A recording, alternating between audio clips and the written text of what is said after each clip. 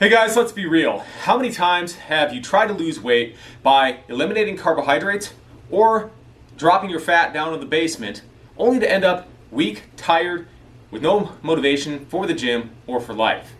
In today's video, I'm going to show you how I stay under 10% body fat year-round with energy, keeping my testosterone high, and without living in the gym.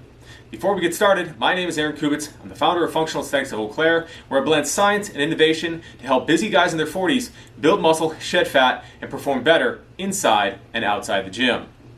So, to lose weight, you need to be in a calorie deficit. You need to be eating less than you take in or expending less through exercise, one of the two. And most of us kind of intuitively understand this. Now, there are different ways that you can achieve this, and two of the most popular ways to do that are through a very low-fat diet, which was more popular back in the 80s, in the early 90s, and maybe even the early 2000s. And now what is more popular is to do very low carbohydrates diets, such as the keto diet, the carnivore diet, even paleo diet, which was very popular in CrossFit back in the day, right?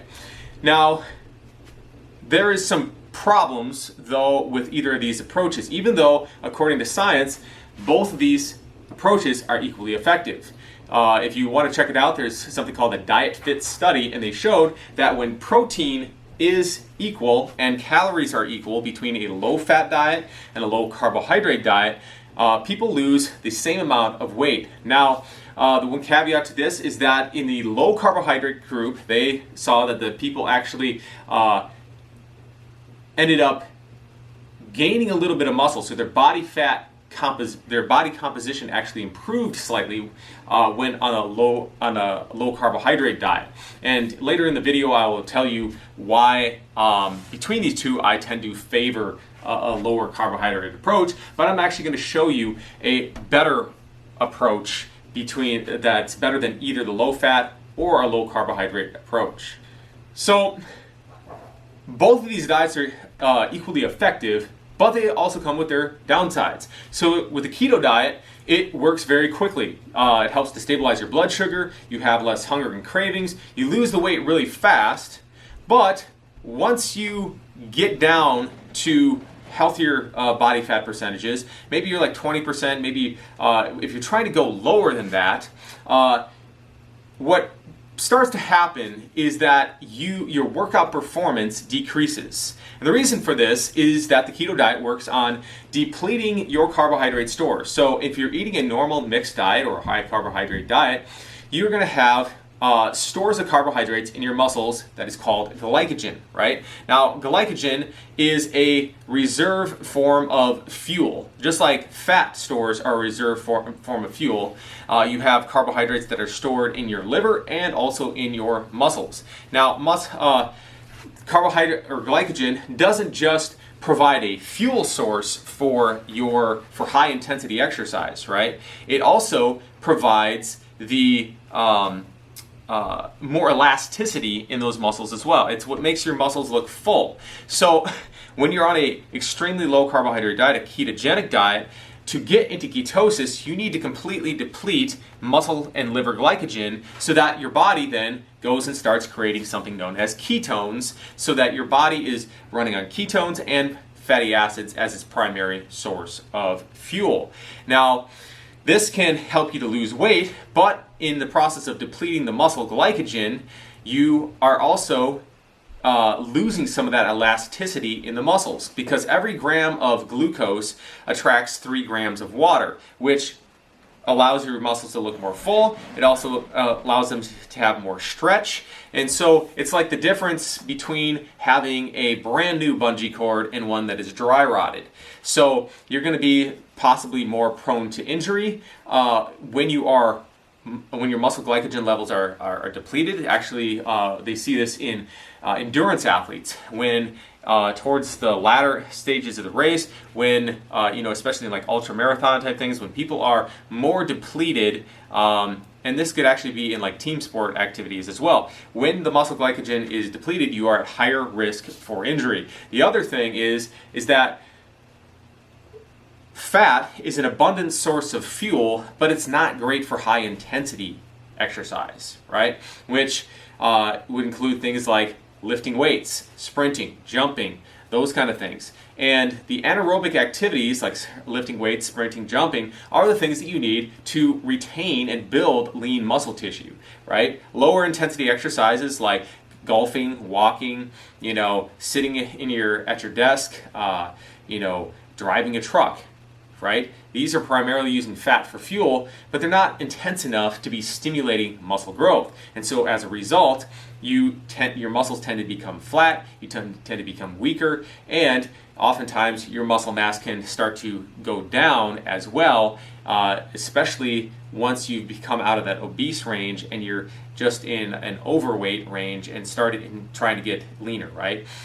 So for this reason, ketogenic diet is not perhaps the best route for somebody who wants to achieve their best physique. On the other hand, you have the low-fat approach. Now, this one could allow your muscle glycogen levels to stay better, but the downside with this is that it's much harder to stick to because of the blood sugar fluctuations, right?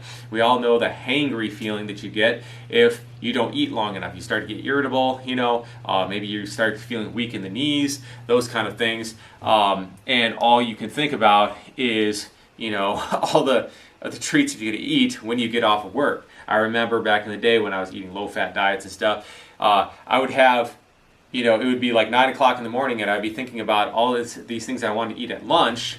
And then by the time I got to lunch, I had changed my mind several different times about what I was hungry for, right? And this is the result of those blood sugar levels fluctuating. The other thing is that extremely low-fat diets also tend to decrease your testosterone levels. Ideally, you want to keep your dietary fat anywhere between 20 on the low end and up to about 40% of your total calories for optimal health and hormone health. So to recap, when you diet the wrong way, you end up getting weaker in the gym. Your muscles go flat. If you're doing a low-fat diet, you often have trouble focusing at work because you're on a blood sugar roller coaster. That blood sugar roller coaster often causes you to wake up in the middle of the night or have difficulty falling asleep. Worse, you start to question yourself. You start to think, am I just lazy and undisciplined? Well, guys, it's not a discipline problem. It's a strategy and systems problem. You're doing some things right, but you're missing the bigger picture.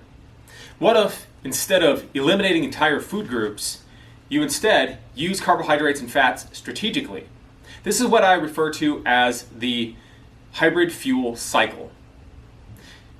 And in essence, this is what it is. You are starting out by building your diet around a base of protein, healthy fats, and vegetables.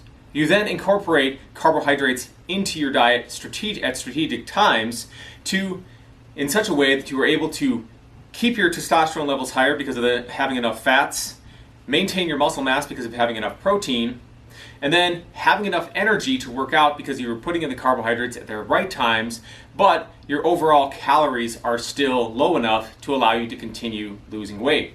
The reason why we prefer to pull back on carbohydrates and reintroduce them strategically is because carbohydrates are not an essential nutrient. You have essential fatty acids and you have essential amino acids, but our bodies can function just fine without carbohydrates. Now, as I said before, carbohydrates are great for fats are great for low intensity exercise, and protein actually requires a lot of energy to be broken down and used as energy. So you don't want to be trying to fuel yourself on protein, and fat is good, but it's not great for high intensity exercise. Carbohydrates are better for that. So we do want to be incorporating the carbohydrates into our diets, but not to the extent that we prevent ourselves from being in a calorie deficit. If you want my step-by-step playbook for this hybrid fuel cycle, the exact same system that I use to stay under 10% body fat year-round without losing strength or energy, go ahead and drop lean in the comments below and I'll get that information over to you. The hybrid fuel cycle works for men in their 40s because it works with the life that you live.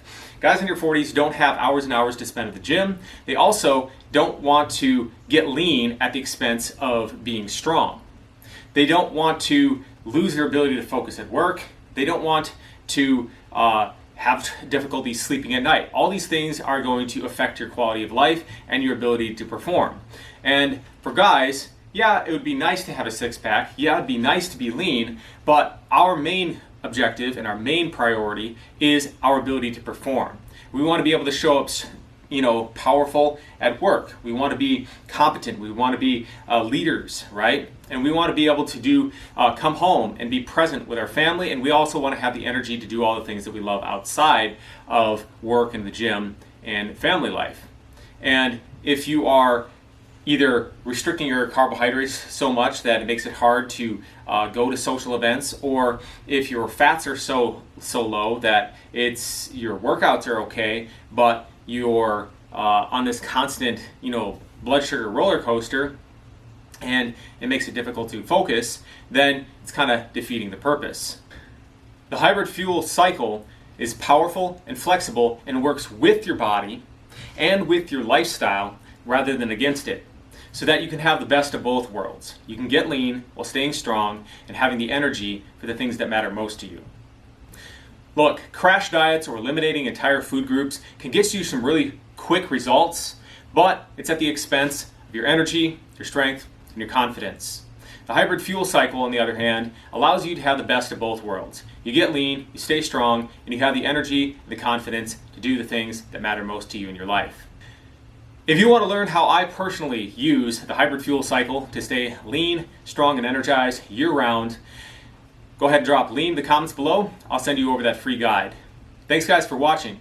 If you got value out of this video and you are interested in things like how to build muscle, how to burn body fat, how to improve athletic performance, how to work around injuries if you sustain in the gym, how to prevent getting those injuries in the first place, this is the channel for you. Go ahead and subscribe by hitting the button in the lower right-hand corner of the screen.